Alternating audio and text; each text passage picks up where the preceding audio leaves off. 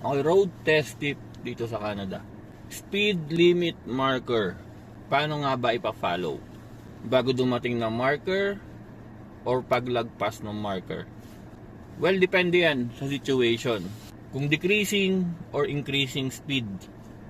Decreasing speed, for example, so nasa 50 ka ngayon, nakita mo yung kasunod na marker is magta 30, dapat doon nag-a-adjust ka na. Bago dumating ng marker ng 30, dapat naka 30 ka na. Huwag kang lalagpas doon dahil mag-overspeeding ka. O, increasing naman, increasing marker. For example, nasa 30 km per hour ka, tapos nakita mo yung kasunod is going 50. So kung nasa 30 ka, nakita mo 50 yung kasunod, maintain ka lang ng 30 hanggat hindi ka dumarating ng marker. Paglagpas mo ng marker ng 50 o pagdating mo dun sa marker ng 50, dun ka palang allowed mag-speed up to 50 km per hour.